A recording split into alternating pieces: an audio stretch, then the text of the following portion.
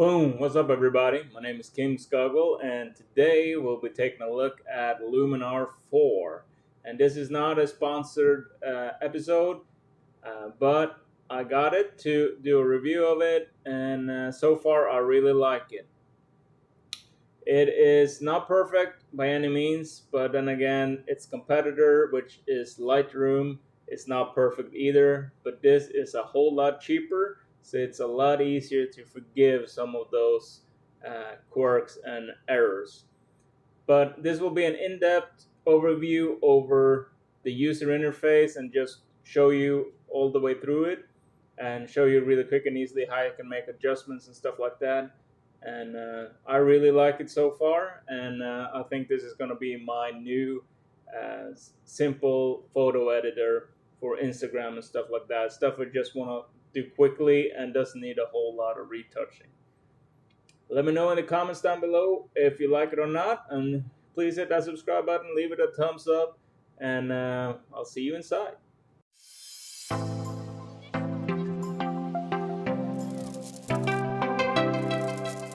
This is how it looks once you're done with the startup portion of it. So you can get started here or skip the intro. We're going to skip the intro now, but I recommend you doing it. So you just gotta skip intro here. You can see if we get some more stuff up helping. So we always have help there. We got it. So I'm gonna make it full screen. You can see here your new Luminar 4 catalog is here. So it says you can go here and change where you want it. I have it where I want it right here. So that's pretty much it. And it says here, click the plus button to open an individual image, to edit or to add a folder to your library. I will only be adding a image, a single image. You hit this plus, go single image, you get up your Finder window or Explorer window. You just go to where you have your images. I'm just gonna go here, and let's go here and here, and select it maybe. Let's just choose this one. It takes a couple of seconds. You can see it open it up. I'm now in the edit tab instead of the library tab. So we're gonna be here on the edit one. And the first thing you can see, we get some looks here. These are the essential looks. If you click this, you get more looks, and you can have your user Luminar looks right here. You can give your images ratings, just like in Lightroom. I'm sorry, got a brain fart there for a second. You can code them with colors, and it also works by hitting the numbers on your keyboard. So if you go 6, you can go see it's processing here. I'm going to zoom back out, and if you want to check out, you just hover over them. You can see you get a preview of each look, which is awesome. You can go, let's say we added this one. Now you can click up here on this eyeball and you can just see what it looked like before and after. You can hit the split window view and you can go and drag over and see the difference. And then you have to click it again. If you don't see the looks down here, you can always hit this looks button. You will get them up. You can zoom with these buttons here. We have the crop tool here, so you can go crop and rotate. You can do whatever you want there, and hit that button again to apply it. This up here is to export images, and you can export it just like regular to your computer, to mail, SmugMug, and 500 pixels.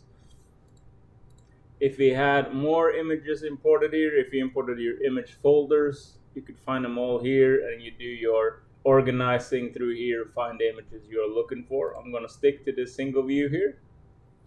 And we have the info tabs. You can see we get the histogram and just the most metadata that the most needed we have. So under edit, we have up here the layers. So if you hit this one, you can see we added now an adjustment layer.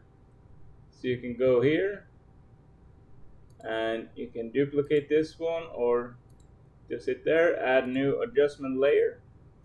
Now we got that adjustment layer on top of the original image. So now we can put a mask on here if we want to.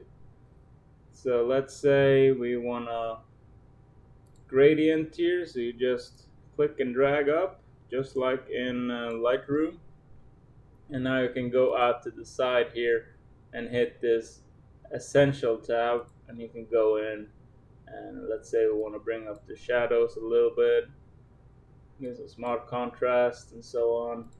Even if you want to AI enhance, you can pull that one up a little bit too. It actually works really good on this. And then some AI structure. You can see we just got out some more details here. This is a blurry image, but it still works pretty good. So if you wanted to add another adjustment layer, you just hit up here, go there, add new adjustment layer. You can edit the mask, do a luminosity mask here, for example. And let's go to the creative section as soon as it's done with this. So we're gonna go over to the creative section here. Perfect. And we're just gonna make sure we're on that one. So yeah. Let's go here and augment the sky if we can. It doesn't look like we can do that when this is a luminosity mask. So we just have to stick to these lights here. So if we wanted to bring down the highlights a little bit, but still take up the exposure, and then add in some smart contrast here, we could always go change the color temperature just a touch, and so on. And that's pretty much it. So we have this layer, these two here. If we wanted to, we can go to the canvas tab here, and you can see we got erase and clone and stamp and crop and rotate. So erase would be, you have to click it, it's taking you up into a new window, and this is one of the things I really don't like with Luminar 4. It still has some bugs, but for what you get, it's actually pretty good. So if I wanted to remove this, I could just mask it up like that, mask it like that, go down here, make my brush a little bit smaller, but open and close brackets. And I can't do Command Ctrl+C to just go back one step. You have to actually hit done and then go back. It's stupid. Or you can go up to erase. If you hit this erase, it will remove it. So you have to go clear selection or subtract and go in. I would very much like to see a Ctrl+C, Ctrl+shift+z to redo undo. But let's hit erase here to see what happens. So now it's doing its thing. And you can see it did a pretty decent job actually. So we're gonna take that little spot again. Perfect. Now you hit done. And we can see here the before and after so far. That actually looks not bad at all. You can go in under lens geometry. You can do some defringing. It doesn't look like it is completely level. This image, you can go here and you can rotate it a little bit. If there, let's see. I'm using the building roof in the background here to align it. So that looks pretty straight to me. So that's good. We can go out of here again, go back in here. You could always add a new adjustment layer, or if we wanted to, go back to the original image here, go to creative, and then sky replacement, go into sky selection, and you don't get any preview, so you just have to click through. So we're gonna use dramatic sunset and see what happens. There you can see it put it in. Didn't do 100% good job because I have some cars running over the causeway here, but for a one-click sky replacement, that is not bad at all. That is really freaking good. Look underneath here, look on the bridge. It's just those lights over there, but you can go in and we can go and do some horizon blending here. So that's, and then we're gonna just position it a little bit more. Let's see. Yeah, that looks a whole lot better.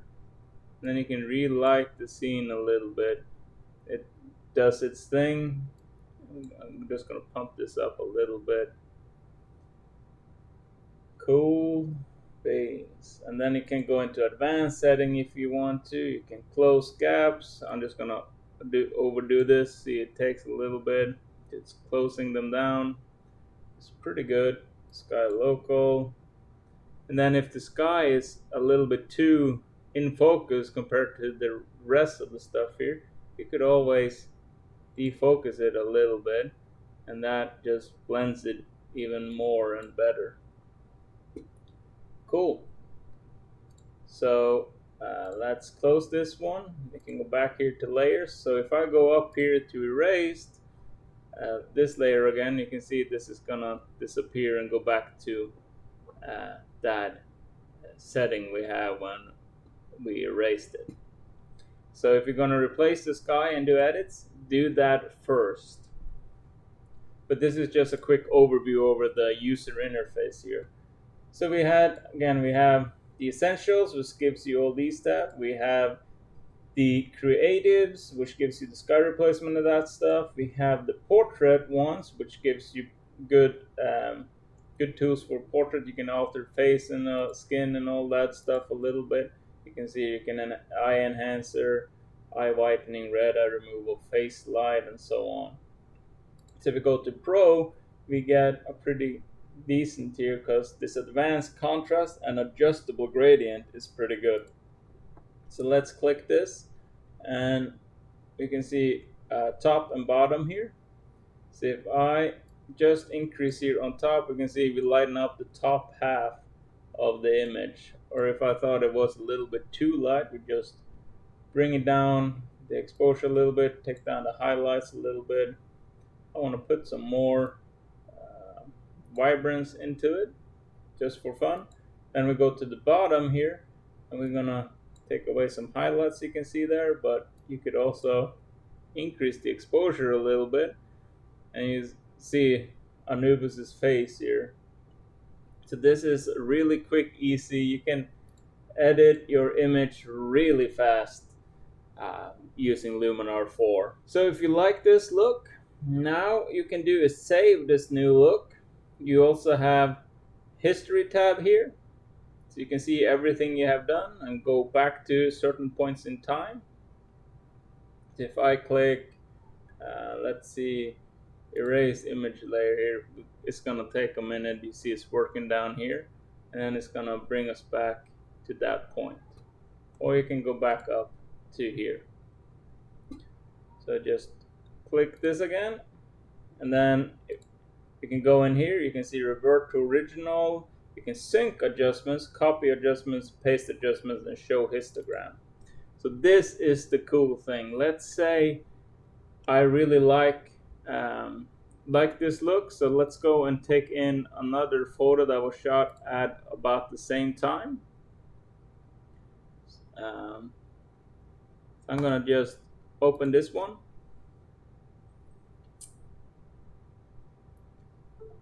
It's gonna import it, load it, and we really like this, but you don't want to create a look out of it because this is the only photos you have. So the really cool thing here, once it's done doing its thing, is I like this look and I want to put it over here. You can have as many photos as you want. You just command or a shift click on the, so you have this layer, and then you shift click, mark the next one, right click, and then you go to adjustments, and then you go sync adjustments, or you can hit Ctrl+shift+z, and then it's doing its thing. And look at this, and it's gonna again take just a few minutes for it to load everything in and make it look good. So see how quickly you can edit your images just by you edit one. So if you're doing nighttime photography, star trails, that sort of stuff, or astrophotography, portrait, landscape, whatever it is, and you have a bunch of photos, shot at the same light, the same angles, all that stuff. You only have to edit one image and then you can sync it, just like Lightroom, and it works just as good here in the Luminar 4. So I highly recommend this. Even though it has its own bugs, you can hear the computer going whatever it does. It does that for some reason. I haven't figured out what it is it's struggling with, but it has something to do with Luminar 4. It didn't do it on Luminar 3, Luminar 2018, Luminar Flex, and so on, but it still works for 89 bucks, or if you get it on the half off there, I think they're still running it. It is totally worth it, and compared to Lightroom, you're gonna save a whole bunch of money. And it does the exact same things. It has a few bugs, but then again, Lightroom does have a few bugs too. It's not perfect by any means. But the best thing is you're actually saving money using this. So let me know what you think in the comments down below. And I'll be doing some more tutorials on Luminar 4 as well, and show you my workflow at a later stage. Till next time. If you like this tutorial, please hit that subscribe button, please hit that notification bell, and leave your comments down below. Let me know what you think about Luminar 4.